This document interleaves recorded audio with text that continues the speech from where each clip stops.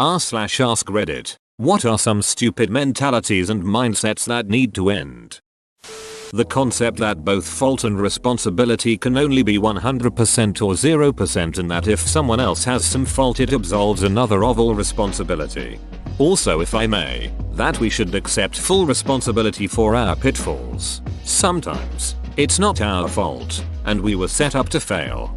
Bad managers use this tactic quite a lot. They make calculated closed-room decisions, and the employee is invited to accept responsibility for those decisions. If they don't accept responsibility as they've gotten railroaded, they're narcissistic and can't take responsibility for their actions. Another good example are toxic friends that set people up. Narcissists. I will concede that people should own their actions and take responsibility for those. They should critically analyze and figure out their level or degree of responsibility in any given situation.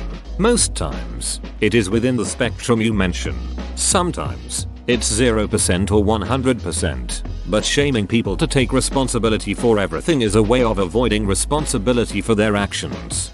I feel this comment keenly because I just had to leave a job over this situation. 3 glowing years into my career I made my first, single, very small, quickly fixed mistake due to something my manager decided on his own and did not share. My manager expected me to take 100% responsibility for the mistake and basically yelled at me for hours for not apologizing fast enough. And then my manager totally ghosted me for several weeks afterwards. While maintaining normal contact with the rest of my team, I had to leave. I'm being persecuted when I am contradicted. My daughter would loudly protest stop yelling at me when I would calmly tell her things she didn't want to hear. She grew out of it, but some people never do. A friend of mine would do this when we were 15. I got so sick of it one day that I just went, I'm not yelling. This is yelling. See the difference? The friends we were arguing in front of snickered a bit. I suspect they liked seeing her being called on out because she did it to everyone who disagreed with her even a little bit. That if I change my mind or opinion about something I'm being fake or phony. Seriously, it baffles me that reassessing your position on something after new information is made available or after additional experience is somehow a negative thing to some. Paraphrased from a book series Stormlight Archives by Sanderson, don't confuse hypocrisy with growth. I can fix this person who has hurt me many times. I don't get why people say I see something in them after their partner beats them. Like what, so you see? A rematch? Usually it's not just physical abuse but mental abuse too. Often, they convince the person they are worthless and no one else would want them. The victim can feel that because the abuser doesn't leave them. They are good deep down. The human brain can be very cruel to itself when abused. That anything but perfection is a failure. Progress is often incremental and takes time. I have been struggling with weight loss for years, and this concept is something I am finally coming to terms with. That no matter how much I progress and regress, I have to look at the end goal. Little things may slow me down, but I just have to remember to try again, and not beat myself up mentally because I failed my goal. A recent video from CGP Grey covers this idea very well. If you're not 100% with us, you're 100% against us. Only a Sith deals in absolutes. If you're not with me, then you're my enemy. My opinion is as good as your evidence. This, or that everyone's opinions are equally valid. No, the guy who has a PhD and 10 years of experience in the field's opinion is more valid than your 10 minutes Google search. I half-jokingly blame movies for this, wherein the professional with years of experience is always wrong, and the plucky kid with a dream is always right. You're entitled to speak your mind. You're not entitled to have people listen, comply, or care. Free to say what you want, not free from the consequences. Edit. Seems I struck a nerve. Thank you all for exemplifying exactly what was meant by the OP and my response. I faced the consequences of my speech. I said what I believed and received many upvotes, but also many people mocking and disagreeing, both of which are consequences. I also was not arrested by the government, which is actually what the First Amendment protects. Stop comparing traumas. It's not a ducking competition. Learn to have empathy and take care of each other's mental health. I'd also add not to compare stresses. At work I have been stressed the hell out for many reasons. But other co-workers just shrug off my complaints with the phrases, "Oh, you don't have kids or are not even in a relationship. What do you have to be stressed about?" I work part-time on weekends and have a full college schedule during the week. If I ever even hint that I'm tired, one of my co-workers is always there to say something like, "You're only here 2 days a week. How could you possibly be tired?" That just because someone is trying to help doesn't mean you can't tell them to stop. Edit. Thanks for all the awards, kind stranger. You could even argue it's your responsibility to tell them to stop. Someone misinformed but well-meaning isn't going to realize they're not helping if you don't tell them. They'll be likely to repeat the same mistake in the future. Yeah, but there comes the response. "Hey, I was just trying to help," and get offended. That if you are a salaried employee and don't finish your work on time, you have to work unpaid overtime until it's complete. But if at another time, you complete all of your work early and there's literally nothing left to be done, you're not allowed to leave and instead have to sit at your desk doing nothing until you get in your 40 hours for the week. Employees should either be paid to have their ass in a seat for 40 hours, no more, no less, or be paid to complete a certain set of work regardless of whether it takes 30 hours or 50 hours. This BS double standard that you're paid to complete a task, not for a certain number of hours when there's extra work, but are paid to be there for a certain number of hours, not to complete a task then leave when there's less work needs to end. I got into this discussion several times with my old boss. We are either hourly or salaried. We were all salaried. If he was going to demand that my team be in their desks at a certain time, I was going to demand they be out of the building at a certain time. Whenever I asked him if he had an issue with the work we were doing, he said of course not. When asked what the problem was then, he said others might think it looks bad. He was a little beach. If he was going to demand that my team be in their desks at a certain time, I was going to demand they be out of the building at a certain time. Haha, that's a great little snippet to remember the next time anyone beaches about people's arrival time. Assuming that people are not allowed to change their opinions or values over time, and judging people, famous or not, for comments made decades ago. Yes, some people have patterns of problematic comments and behavior and should not be ignored. But it also makes sense that, for example, a politician may have learned more about abortion or healthcare or what have you and be able to change their stance. We are not the same people at 25 and 50. Or that if you change your opinion based on new evidence that you are somehow dumb, weak, or your opinion no longer matters. Exactly. My sister is so horrible about rubbing shit in my face whenever we have a debate, and I'll later bring it back up now on her side because I read up on the material. Like, why are you doing this? I am on your side now, what's the point? It's so bad I refuse to tell her I've switched positions and will continue to argue the opposing side or just deflect the debate. Open bracket. We have a lot of debates in our family. We all like to debate, but she takes the debate past the initial idea. Broadcasting everything in social media. My girlfriend and I literally had a row about this morning. I was saying I don't like posting about the fact we're on holiday until after we're back, as it's basically advertising our house is empty. Edit. U/Stadler's Walder. Something has informed me you guys over in the States don't use the word row, so to clarify it means an argument. Also it's pronounced like ow, not like o, cause that's probably not obvious from text. Edit 2. U/Stadler's Waldorf salad. I agree, not even from a safety anti-theft perspective, but if you're online while you're on vacation it's harder to unwind in my experience. If something doesn't work 100% of the time, it isn't worth doing. People use this as an excuse to never do anything, or to deny others from trying. It's frustrating and holds us back as a species. Edited for explanation and to add quotes. 60% of the time, it works every time. Insert programmer here. If you don't listen to every song or know everything about a band, you are not a real fan. And how recent you became a fan shouldn't determine whether or not you are a proper fan. I used to babysit a kid who, around 9, discovered Star Wars and was really into it. She hadn't seen all the movies yet, didn't know species and planets, or fan theories, or the names of all the side characters. It was a blast introducing her to that stuff. I told her the Darth Jar Jar theory and we watched The Phantom Menace to find evidence for it. I gave her my old copy of Star Wars Trivial Pursuit because my family had long since gotten so good at it that it never took any of us more than 2 turns to complete. And it was a whole new world for her. I don't understand people who judge others for not loving the things they love enough. If you don't post about a tragedy or support something on social media, you are okay with or don't support care about said something. Absolute cancer. I don't like the long copy pastas that say a lot of edge stuff and at the end says if you don't share this, you obviously don't care. I'll be checking to see who my real friends are, and will be removing people accordingly. Good riddance. It's always shit like and comment if you like pineapple pizza. Keep scrolling if you're a baby eating crackhead. Designed to be a one-sided shitshow. I read about it on the internet, therefore it's true. My grandma does this all the time to prove her argument and it always ends up being from some BuzzFeed article. Drives me ducking nuts.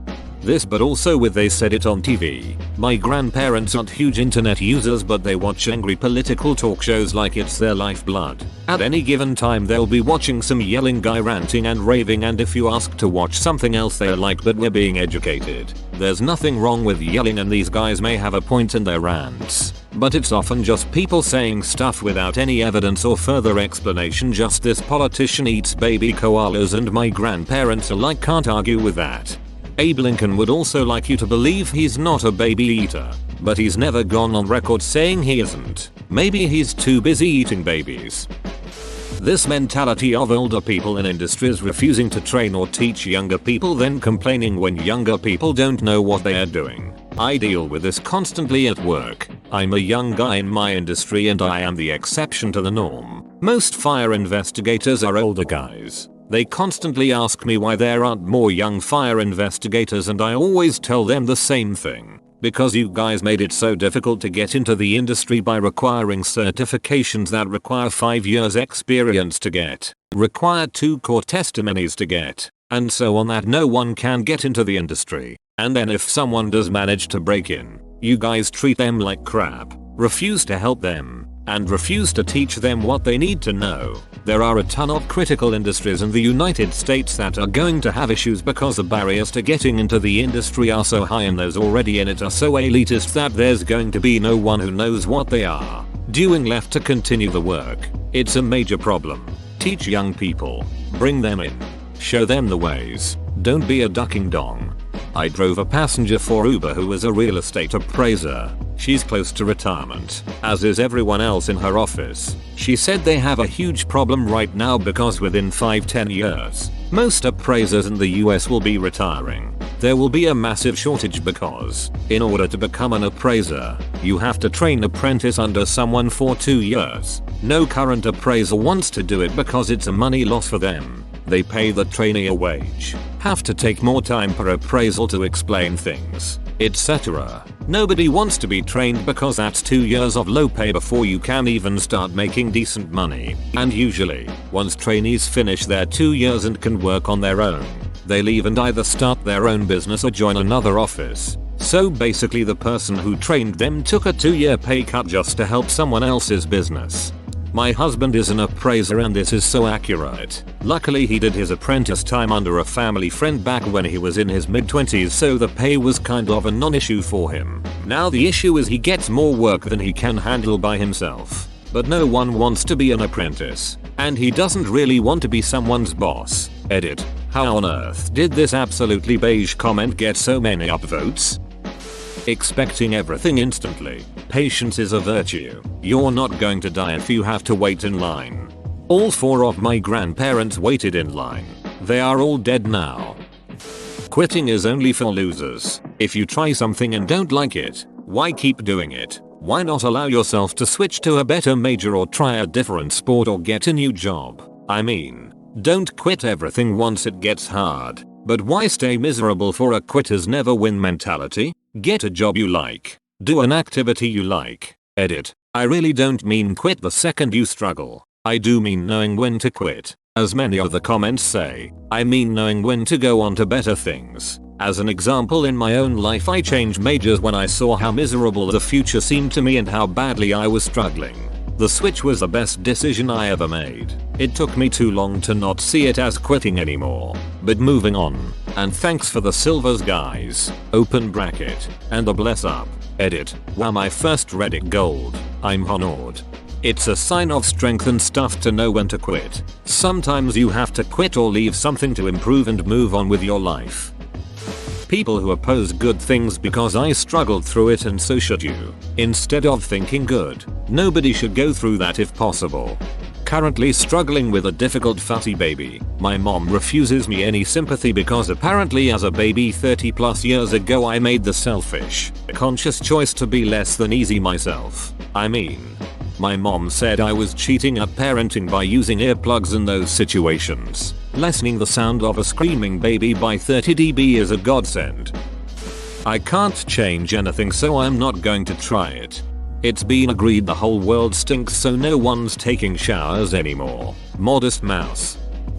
There is this whole work culture expectation now of always being reachable by email or text for whatever happens. A lot of places expect, and at times demand, that you be pretty much on call even when you're not at the office anymore. I worked at an ad agency where days off sometimes didn't even feel like that, because I would still be getting emails about things and was expected to be checking them. I hated it. There should be some level of balance between work and personal life, and I feel like that is fading because so many places are adapting this type of culture and mentality, especially startups. Whenever I've had an interview of decent quality, one of the last questions is if there's anything I'd like to ask them about. I've successfully taken that opportunity to mention my thoughts on this exact issue. Employment is a two-way street. If you expect me to come into work as a professional and leave my personal life at the door, then I expect a similar treatment in return. Of course, emergencies happen and there is always an exception. But I work to live, not live to work. I've had to really set the boundary at work lately. It has slowly been improving, but by just saying I'll address this when I get in next has been effective. If you don't like someone, you must be just jealous. If people hate you, it just means you are doing something right. No, that is not true and gives leeway for all sorts of horrible behavior. Also, the things you don't like about other people are the things you don't like about yourself. It's true sometimes, but some people treat this as an absolute. That you need to stay in contact with all of your family members even though some of them are incredibly toxic. I cut ties with my mom about a year ago, but I'm too afraid to talk about it for fear of being judged or the social stigma around it. That being said, my life is much less stressful and I still think it was the right choice. It's been over a decade since I talked to my mother. My life is better in every way. You know what's best for you. I get it, though. I've felt judged because of this. In fact, it would have been 20+ years if my ex-wife hadn't convinced me to talk to her again based upon her misunderstanding of that relationship. She regretted it almost instantly, and it took me a year to shake her back off. Everybody that doesn't get along with you or agree with you is toxic. People are starting to expect being around nobody but people that agree with them. Like a constant feedback bubble on social media. But in real life, there is nothing wrong with separating yourself from people who you don't get along with. However, you should not do so simply because they don't share your opinion on some things. You need friends who will call you a dunt if you're being a dunt. In my opinion, at least. Just because I'm young doesn't mean I don't need sufficient sleep. Just because I'm young doesn't mean I spend all of my money recklessly and need to work overtime every weekend. Just because I'm young doesn't mean I don't want to relax at home on my time off. I hear a lot of shit at work because I work with mostly older people. I budget my money wisely and in a sense I also budget my time. Apparently those concepts are hard to understand. I feel you. So hard. An older, retired person once told me at the street, I was sitting there, on some stairs, eating a bagel, that I am the scum that needs to be gotten rid of because I am young, yet sitting there eating, and not working full-time. He was 17 at the time, not even an adult. Granted, my beard made me look like a 25-year-old, but still. Sorry we weren't in factories by 7 years old like back in your day, you geriatric duck. Button seat mentality at white collar office type jobs. If you do your job at a computer, there is no reason you shouldn't be able to work from home. then attendance is not as important as just getting work done, and it eliminates the need for commuting, which eases traffic and pollution. Edit. Reading through the comments, I see there are a lot of people who say they would be less productive because of distractions or whatever. And to that I say I totally agree. I don't work in an office. My wife does, which is where this complaint came from. But if I did, I would personally benefit from having oversight and lack of distractions. I think the main point I'm trying to make is that not that it should be for everyone, but that it should be a valid option for those that would benefit from it. I think even that much would significantly reduce traffic and facility costs. Also, I don't claim to know how policies like that are enforced, but I think if your manager is actually doing their job, then they should be able to tell who is actually getting work done and who is slacking off. Agree with this as a white collar worker. My staff works from home most of the week. Believe me though, we had a few taking advantage of it when we started it. They're no longer here. That's why a lot of companies are scared of it. I love working in places that aren't afraid to fire people. Give people a long leash but let the stupid ones hang themselves with it. Some people think that just because a person looks normal, they don't have a disability and must be lying.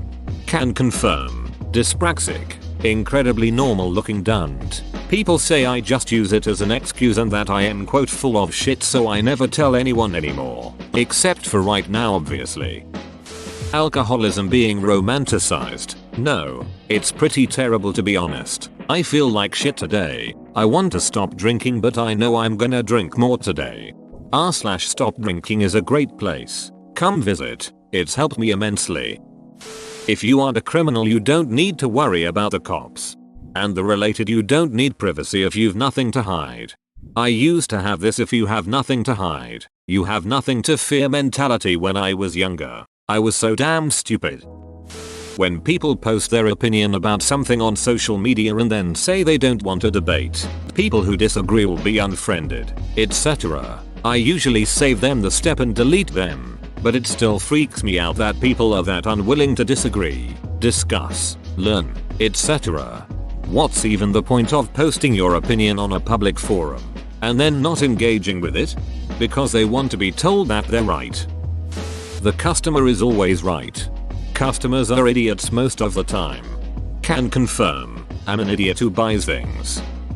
The view that you're good enough the way you are. I know that may sound strange, but no one's perfect and we can all change ourselves in a positive ways. This mindset does have its correct uses, such as coming out of an abusive relationship, but more and more I'm seeing it used to justify staying a worse person than who you could be. Edit. Thank you for my first gold and silver. A motivational speaker, IDK who said that you should never compare yourself to the best, but compare yourself to you from yesterday really changed my outlook on things. If you can't handle me at my worst, then you don't deserve me at my best. Sometimes someone's worst is an absolute deal breaker, and needing to cut ties and move on doesn't mean that that person doesn't deserve the good things that come from a better relationship. Also, you really have to have a best that is good enough to cancel out your worst for this to even be a mildly appropriate thing to expect. If you throw fit in public but you're stunningly attractive and a genuine, giving, caring, loving, extraordinary person the rest of the time, that's the kind of person this saying was meant for. If you act like a complete douche at your worst, but your best is nothing more than standard human decency, you're asking way too much. Whoa, you made it to the end? You're a ducking beast. I'll cut you a deal. Smash like and subscribe for more curated content, bruh. It's free and that's a great price.